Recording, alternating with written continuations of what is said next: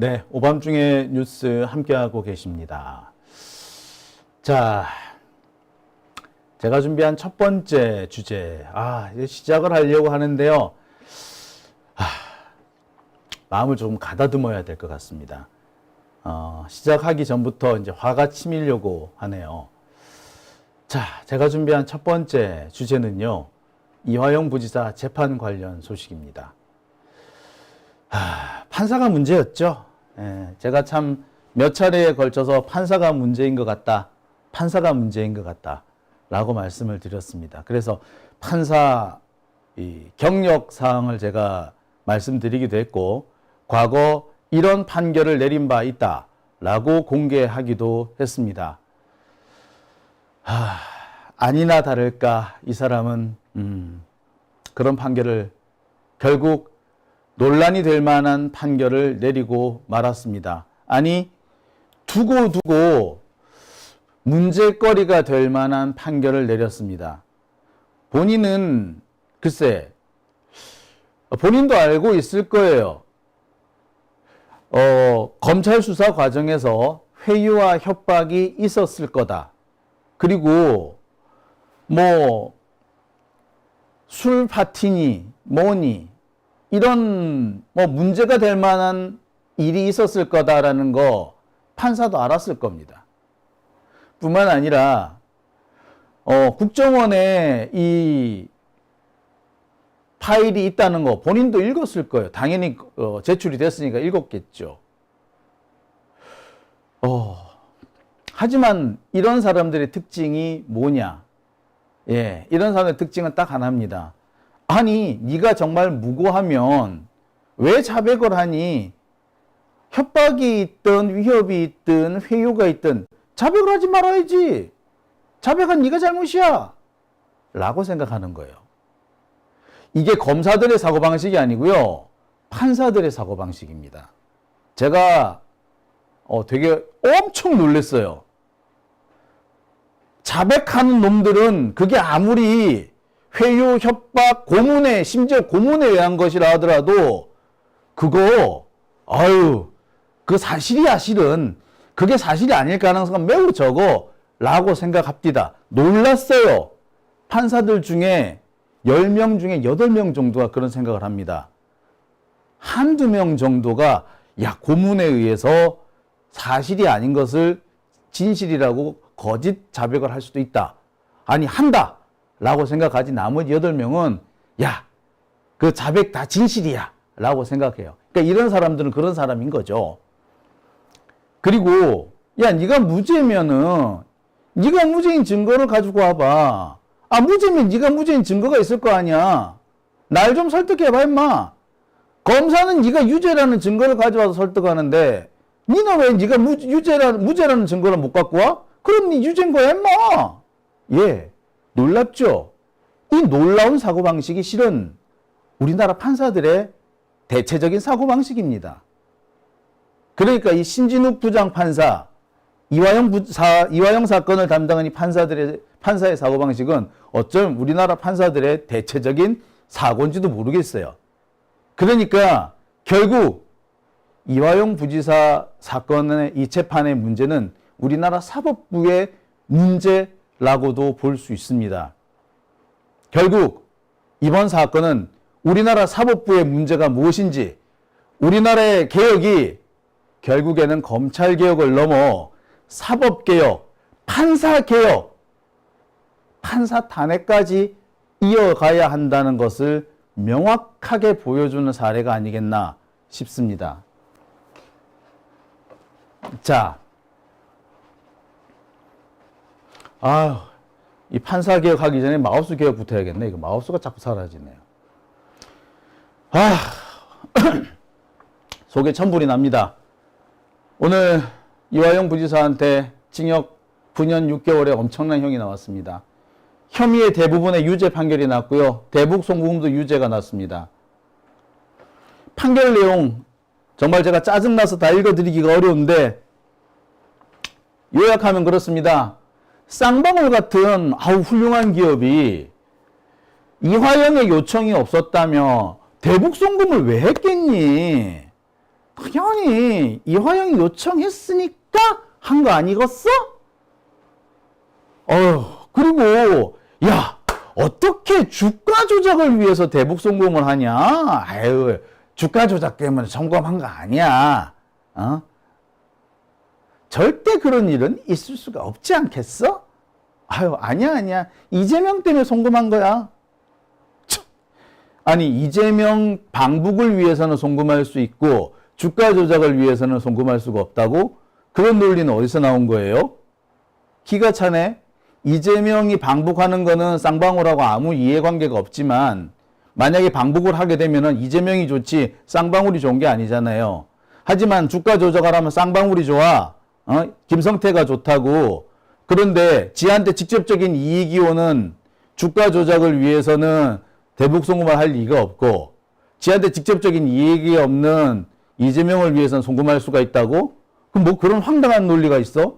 그럼 뭔데? 어느 나라 논리인데? 자, 이런 개떡 같은 논리를 합니다.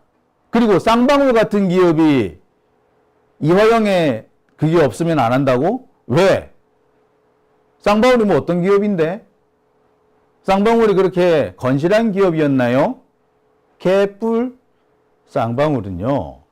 참, 얘기했지 않습니까? 조폭이었다고. 조폭으로 그 지역에서 돈을 벌었죠. 지역 조폭으로 돈 벌었던 기업이에요.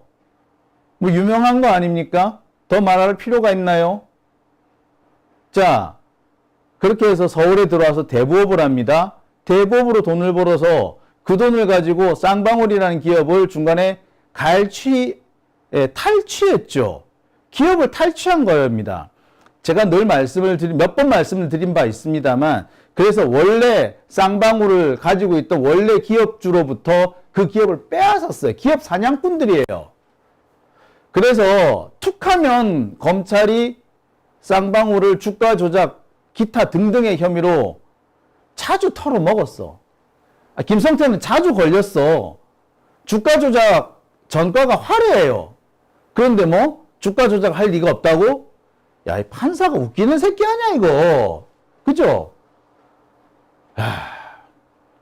자, 다음 대목은 더 웃깁니다. 김성태가 법정에서 스마트팜 비용뿐만 아니라 방북 비용을 대납했다고 이재명에게 보고했다는 이화영의 설명을 수차례 들었다고 진술했고, 이재명의 얘기를 직접 들은 것도 아니고 이재명의 얘기를 이화영이 했고 이화영의 얘기를 김성태가 했는데 이 얘기를 법정에 와서 했다고 이게 증거가 된답니다. 전원인데 이거를 증거로 삼는 이 황당함, 이게 뭔가요? 기막힌 거 아닙니까? 자, 다음 볼게요. 자, 그러면서 쌍방울의 대북 사업을 추진하는 데 있어서 이재명과 이화영의 전폭적인 지원을 기대했다고 진술을 했기 때문에 방북비를 대납할 이유가 있었대. 쌍방울의 대북 사업을 이재명 대표가, 그러니까 당시 이재명 경기도지사가 전폭적으로 지원할 수가 있었답니다. 경기도가 대북 사업을 지원할 수 있나요? 지방자치단체가 대북 사업을 지원할 수가 있나요? 전폭적으로? 가능해? 저는 이 대목을 보고 기가 딱 찼습니다. 이게 가능한가요? 자, 여러분, 이게 가능합니까? 이게 가능한가요? 전 아무리 생각해도 이게 가능하다라는 생각이 들지 않습니다. 남북 관계는요, 정부가 주도하는 거예요. 지자체가 함부로 나설 수가 있는 사업이 아니에요. 그런데 쌍방울이 대북 사업 하는데 경기도가 전폭적인 지원을 해준다고? 그걸 기대하고 방북 자금을 댔다고? 판사가 이렇게 세상 물정을 모르는 거, 아니 뭔데 이 새끼 이거? 또라이야? 미친놈이야? 아니면 뭐 진짜 이런 걸 판사하고 갖다 놓고 진짜 대한민국 수준 진짜 이게 가능하냐고요. 자, 그리고 하나 봅시다. 판결문에 이런 내용이 있습니다. 판사도 지가 이렇게 써놔. 뭐라고 쓴 줄 아세요? 2018년 9월 남북 정상회담 수행자 명단에서 경기도지사가 누락이 됐다. 그래서 방북을 독자 추진하게 됐다라고 판결문에 적시가 되어 있습니다. 자, 남북 정상회담 할 때 그 문재인 대통령하고 김정은하고 남북 정상회담을 하는데 여기에 이재명 당시 경기도지사가 누락됐다. 맞아요. 그죠? 누락됐었죠. 빠졌었죠. 그래서 그것 때문에 방북을 독자 추진하게 됐다라고 판결문에 써놨어. 자, 봐. 남북 정상회담 수행원에 빠질 정도야. 빠질 정도인 사람이 대북 사업을 파격적으로 지원해 줄 수가 있나요? 어떻게 이게 파격적으로 지원해 줄 수 있죠? 이게 어떻게 가능하죠? 예? 판결문에서도 앞뒤가 안 맞지 않습니까? 이런 순 개새끼가 어딨냐고, 이게 판사 새끼야? 이게 가능합니까? 아니, 판사란 놈이 이렇게 앞뒤가 안 맞는 놈을 판결문 내 안에서 이렇게 앞뒤를, 아니, 그렇지 않습니까? 그 수행원 목록에도 못 들어가는 사람이 어떻게 대북 사업을 지원해 줄 수가 있는데, 어? 그래서 파격적인 지원을 기대하고 방북 자금을 댄다고? 김성태는 그런 정도의 생각도 없이 돈을 댔단 말이야? 그 또라이네, 그러면? 그 판사가 뭐 하는, 아유, 참. 그걸 판결문에 쓰는 판사가 또라이 아닙니까, 그거? 참. 아우, 진짜 열받는데요. 자, 저만 이렇게 열받는 거 아닌 것 같습니다. 자, 다시 열이 확 오르려고 그러는데, 열을 잠깐 식히는 차원에서, 오늘 그 법정 앞에서, 이화영 부지사 변호인이 발표한 내용이 있을 겁니다. 이 발표한 내용 잠시 좀 듣고 오시겠습니다. 정확하게 김 기자님, 공인요, 기자님, 진짜 참신하네 이거. 위험해봐. 수원지방법원 형사 11부의 그 편파적인 그리고 검찰의 대단히 친화적인 진행으로 봐서 이러한 결과를 예상했던 것은 맞습니다. 그러나 막상 이런 결과를 받으니까 대단히 안타깝고, 보통의 경우에 변호사가 사건을 패소하면 의뢰인에게 미안하고 또 나한테 어떤 문제가 있었을까라고 되돌아보는데 이 사건은 전혀 그렇지 않습니다. 대단히 편파적인 증거의 취사 선택이 있었습니다. 너무나 많은 쟁점들이 있어서 제가 다 말씀드릴 수는 없지만 한 가지를 예로 들면 신진우 부장이 이런 얘기를 했어요. 피고인 이화영 때문에 쌍방울이 대북 사업을 하게 되는 계기가 있었다.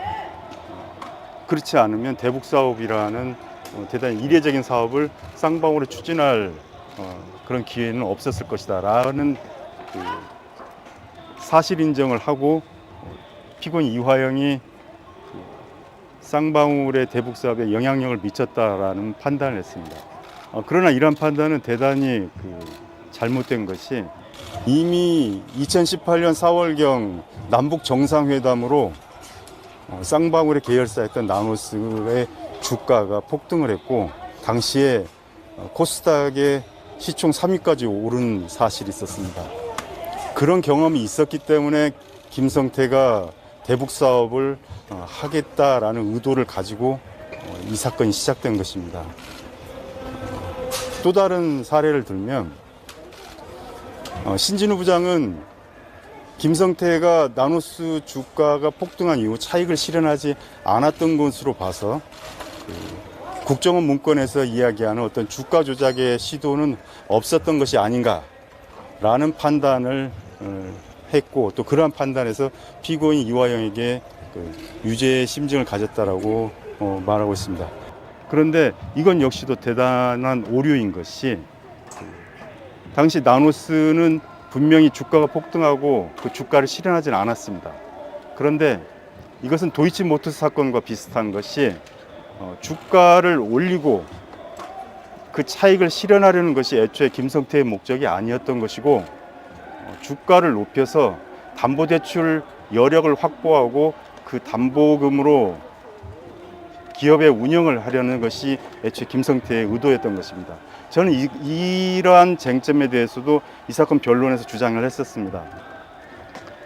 나노스 주가를 높인 다음에 주담대라고 부르죠. 그러니까 주식담보대출의 여력을 높여서 이스타항공을 M&A 하려는 시도를 쌍방울이 했었습니다.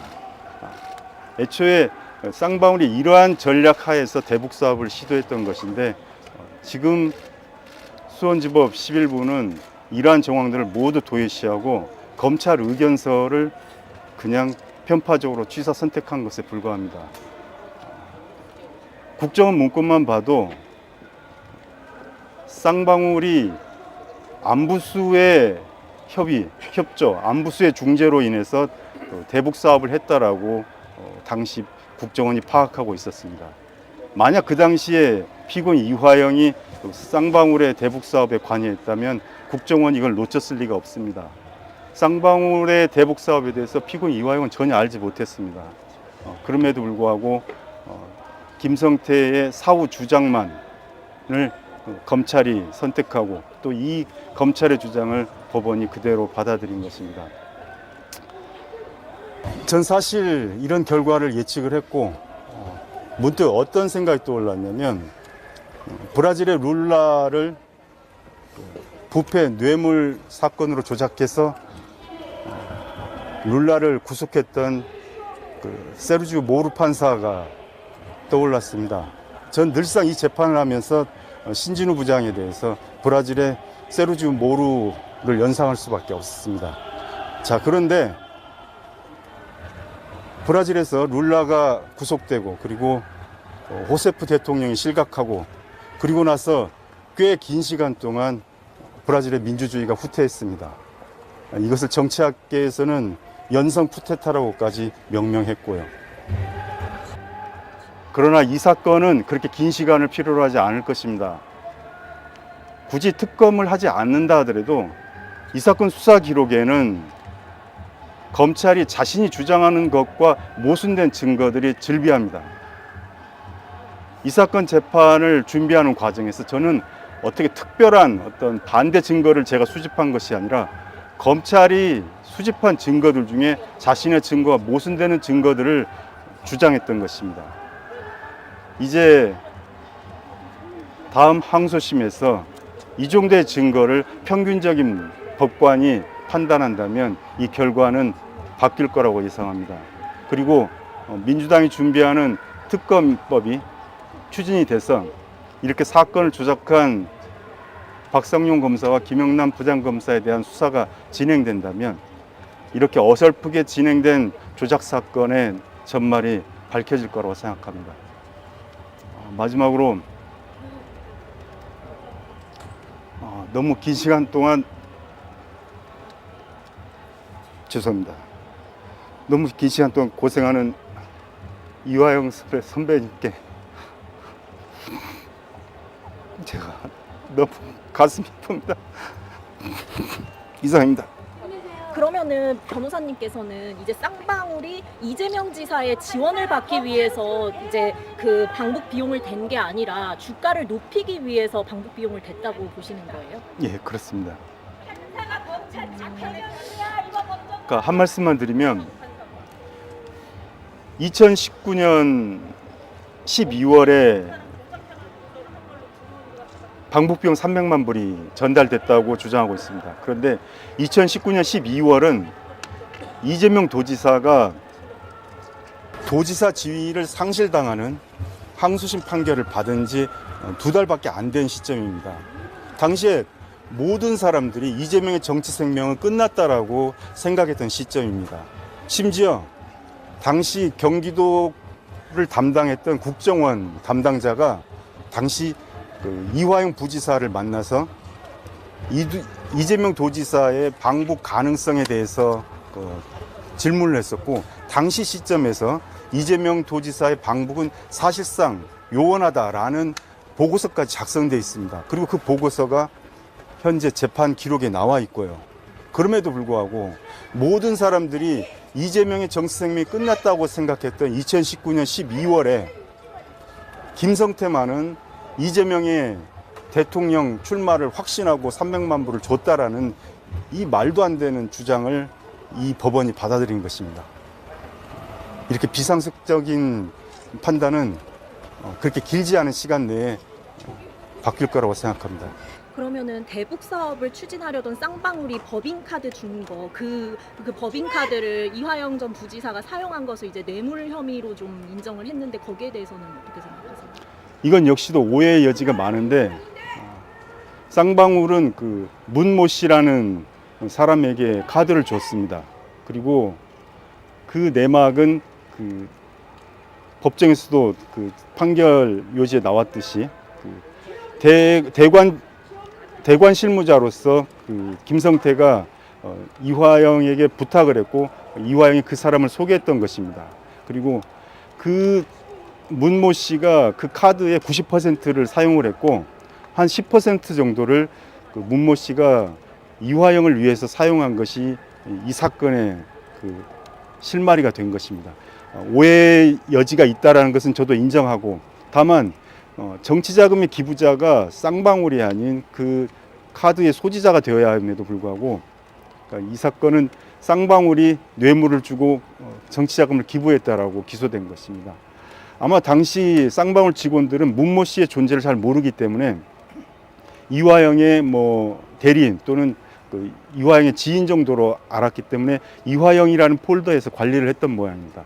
그런데 그것은 그들이 이 사건의 내막을 잘 모르는 상태에서 했기 때문에 그랬던 것인데, 그걸 근거로 해서 이 카드를 이화영이 사용했다라고 뒤집어 씌운 것입니다.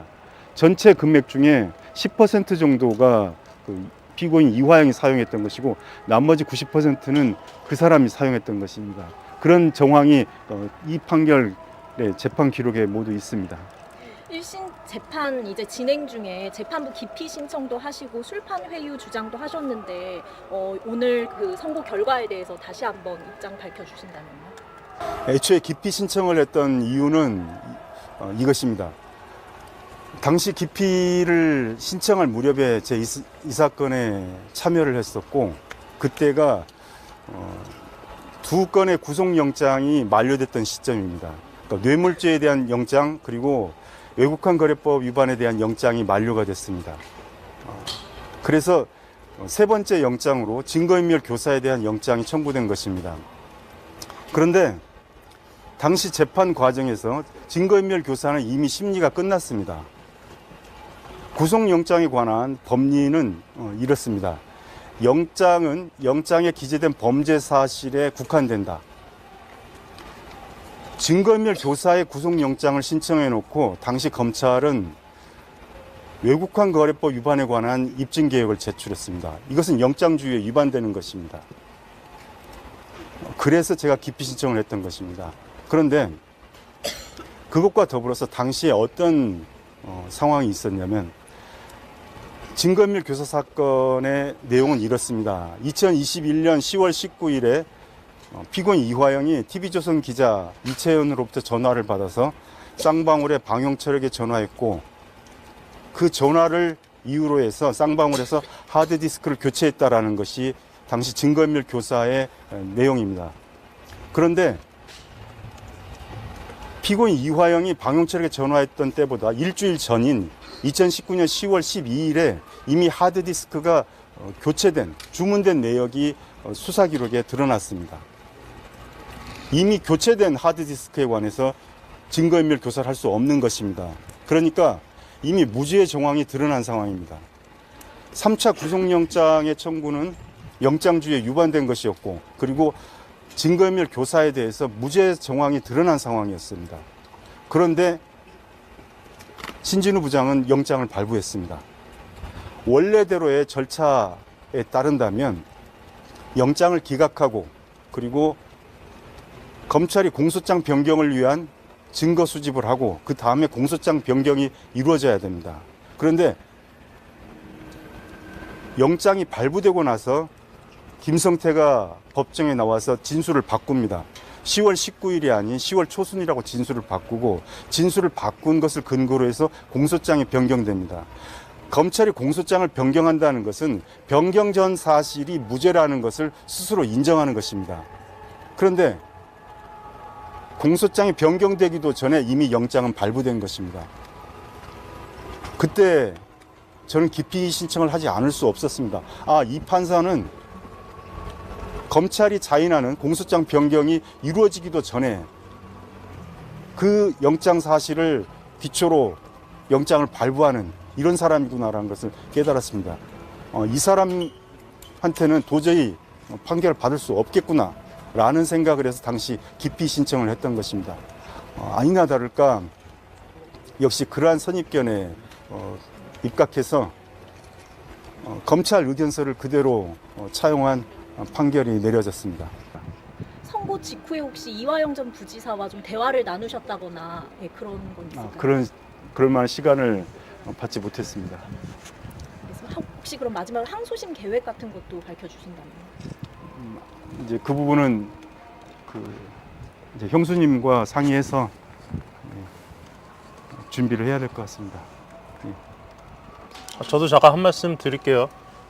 뭐 여기 많은 기자분들 오셨는데 어려운 재판 아닙니다. 상식적인 이야기가 오고 가는 재판이었고요. 상식 수준으로 생각하면 되는 재판입니다. 오늘 재판부에서 한 말 중에 정말 제 귀를 의심하게 한 말이 하나 있는데요. 건실한 중견기업, 쌍방울 정도 되는 규모의 기업에서 했다고 판단하기에 어려운 행위다. 재판장이 이런 말 했습니다. 지금 김성태의 쌍방울이 어떤 기업인지 대한민국 국민이라면 상식적으로 다 알고 있습니다.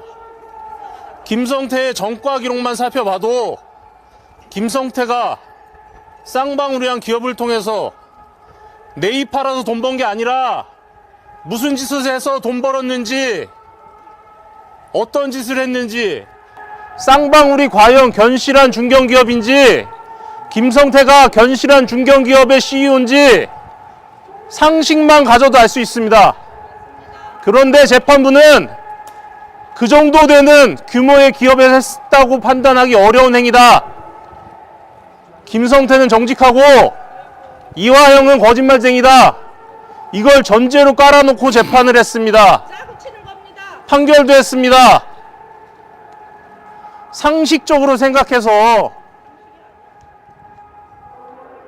어떻게 국정원 문건이 거짓말이고 김성태가 진실이고 방용철이 진실이라고 판단할 수 있습니까? 이 판결은 전제 사실 자체가 잘못됐습니다. 김성태는 이미 이번 사건 이전에도 주가 조작 등등 사건으로 수사받고 처벌받은 사람입니다. 그런 사람을 가리켜서 건실한 중견기업의 CEO라서 그러지 않았을 거다. 이걸 전제로 깔아놓고 한 재판이 어떻게 정당하고 정의로운 재판이라고 있겠습니까? 이걸 전제로 이화영에게 10년 가까운 형을 선고했습니다. 도저히 받아들일 수 없고 인정할 수 없고 이 재판부 자체도 인정할 수가 없습니다. 이상입니다.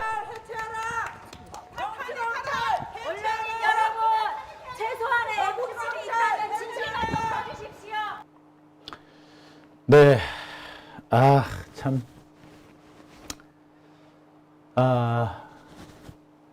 속이 상하죠? 변호사님 이렇게 감정을 주체를 못 하셔가지고 이렇게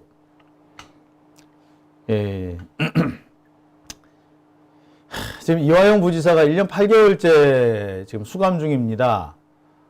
그러니까 1년 8개월째 수감을 시켜놓은 상태에서 가족들을 괴롭혀요. 부인을 괴롭히고 딸을 괴롭히고 그리고 가족이 살고 있는 집을 압류하고 안 그래도 변호사비 구하는 게 힘든데 집을 압류를 하면은 변호사비를 어떻게 구합니까? 근데 그런 식으로 해서 검찰이 괴롭히고 있는 겁니다. 이런 파렴치한 그렇게 해서 자백을 하라는 거죠. 개새끼죠. 이게 대한민국 검사예요. 그들이 그렇게 하는 이유가 뭐겠습니까? 예, 오로지 안 합니다. 이재명을 죽이겠다는 거예요. 이재명 잡는데 이화영을 제물로 쓰겠다는 겁니다. 거기에 협조하지 않았기 때문에 저런 고통을 겪고 있는 거예요. 제가 볼 때 검찰이라는 조직은 없어져야 됩니다. 법적으로 필요한 부분이 있다면 다시 만들어야 될 것 같아요. 지금의 검사들은, 글쎄, 재임용을 하면 안 될 것 같습니다. 저런 사람들은 검사가 아니라, 공무원으로도 임용을 해서는 안 된다라고 생각이 들어요. 제가 볼 때 마치 과거에 기무사, 안기부 이런 데 있던 사람들처럼 악질 중에서도 악질이 아닌가라는 생각을 참 해보게 됩니다. 오죽하면은 자기 식구들도 괴롭히는 게 검사들 아닙니까? 박은정 의원님 검사로 있을 때 얼마나 괴롭힘을 많이 당했는지 아세요? 제가 어디선가 그런 말을 한 적이 있습니다. 박은정 의원이 검사로 있을 때 마치 연진이한테 괴롭힘 당하던 동훈이 같은 그런 상황이었다고.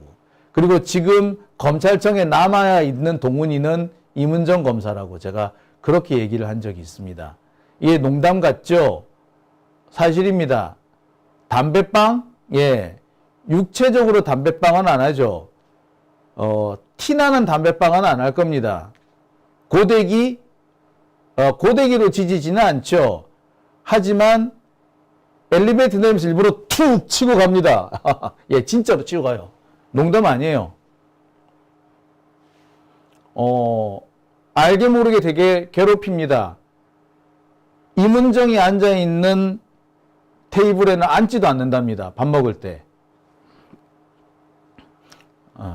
그런 짓을 해요. 그 정도로 비열한 애들입니다. 검찰청에서 건질 수 있는 사람요, 10명 중에 한두 명 건질까 말까예요. 썩어빠진 정치검사가 한두 명이라고요? 예, 맞습니다. 그런데 그 썩어빠진 정치검사들한테 동조하고 있는 애들이 6, 7이에요. 왜 그렇죠? 학폭에 가담하는 애는 한둘이죠. 하지만 반 전체 애들이 다 침묵하는 것과 똑같은 이치입니다.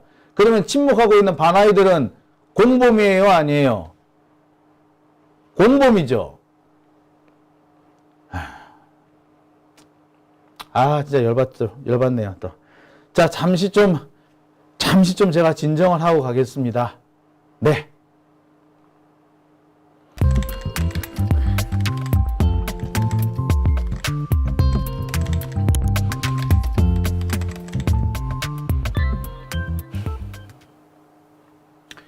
자, 오밤중의 뉴스 잠시 쉬어